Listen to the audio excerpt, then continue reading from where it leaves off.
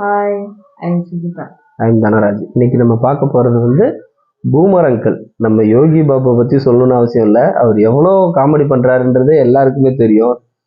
செம்ம ஆக்டர் அவர். இப்போதைக்கு மிக சிறந்த காமெடியன் லிஸ்ட்ல அவர் இருக்காரு. நல்லா பயங்கரமா ஒரு கலாய்ச்சி விடுறாரு. நம்ம தலைவரையே கலாய்ச்சி விட்டாரு, சூப்பர் ஸ்டாரையே பயங்கரமா கலாய்ச்சி விடுவாரு. விஜய் சாரை கலாய்ச்சி விட்டாரு. அவர் நடிக்கிற எந்த படமா இருந்தாலும் அந்த ஹீரோவுக்கு இவருக்கு ஒரு சரியான ஒரு டைலாக் வச்சிடுறாங்க. முறையா அப்படியே அசால்ட்டா கலாய்ச்சி விட்டுறாரு. அந்த மாதிரியான ஆளு யோகி பாபு. நல்லா வளர்ந்து வந்துகிட்டு இருக்காரு. நல்ல ஒரு ரீச். நல்ல இப்ப தனிப்பட்ட முறையில தனியாவே நிறைய படத்துல ஒரு ஹீரோவாவே நடிச்சிட்டு இருக்காரு. Super character. அவங்களோட ஃபேஸோட இதுவே அப்படிதான், காமெடி ஃபேஸ் மாதிரியே இருக்கும். நல்ல ரோல் பண்றாரு. சூப்பரா காமெடி பண்றாரு. அடுத்தது இதுல வந்து நம்ம ஓவியாவும் இருக்காங்க. ஓவியா பத்தி சொல்ல வேண்டியதே இல்லை. நம்ம பிக் பாஸ்லயே ஓவியாவை பார்த்துருப்போம். பயங்கர கலக்குன்னு கலக்கிட்டாங்க. அது பத்தாததுக்கு அந்த பிக் பாஸ்ல இருந்து நிறைய ஃபேன்ஸ் கூட்டம், செம்ம ஃபேன்ஸ் கூட்டம் ஏறிட்டு ஓவியாவுக்குலாம். அவங்களும் சேர்ந்து நடிச்சிருக்காங்க. வாங்க டீசர் பார்ப்போம். இவங்க ஒரு ராஜ குடும்பத்தை சேர்ந்தவங்க. எங்க அம்மா ஈஸ்ட் ஆப்பிரிக்கா இளவரசி. என்ன நேசம், உங்க லைஃப் அரண்மனையில இருந்து ஆரம்பிக்கலாம்ல? என் லைஃப் கலகலப்புல இருந்து ஆரம்பிச்சிச்சு.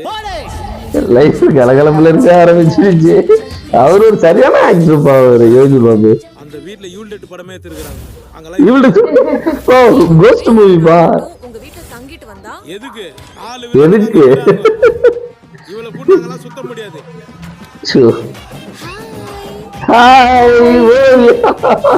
ஹாய் வந்துட்டாங்க.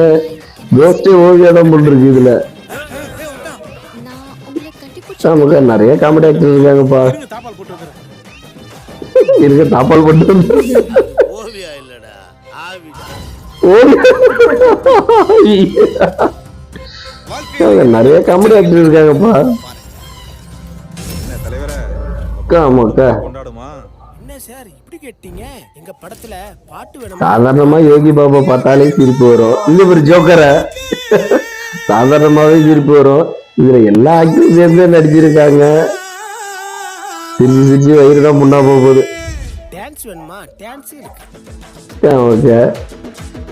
என்னப்பா இது? ஹல்க்லாம் ஆடுறாரு.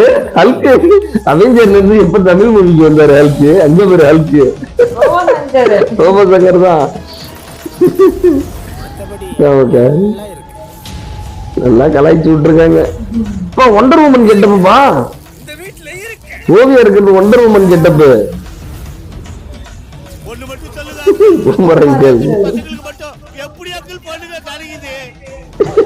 அங்க பேரு ஹல்கு ஒண்டர் உமன் ஃபைட் பண்றாங்கப்பா. செமையா இருக்கு. என்ன ஃப்ரெண்ட்ஸ், வீடியோ எப்படி இருந்தது? எங்க கூட சேர்ந்து பார்த்தது. இதுல யோகி பாபா பத்தி சொல்லவே வேணாம். அவர் ஒத்தாலே அந்த ஃபுல் ரோல் ஃபுல்லாவே கலாய்ச்சி தள்ளிடுவாரு. இதுல அது பத்தாதுக்கு நிறைய காமெடி ஆளுங்க எல்லாரையுமே இறக்கி விட்டுருக்காங்க. ரோபோ சங்கரை பத்தியா இல்லையா? ஹல்கு கெட்டப்ல இருக்காரு. நானும் என்னடா இது அவெஞ்சர் மூவில உள்ள ஹல்கு நம்ம படத்தை கொண்டு வந்துட்டாங்கன்னு யோசிக்கிறேன். அந்த அளவுக்கு கெட்டப்ல இருக்காரு அவரு. ஓவியாவை பத்தியா? ஓவியா கெட்டப்ப பார்த்தாக்கா அவங்க ஒண்டர் உமன் கெட்டப்ல இருக்காங்க.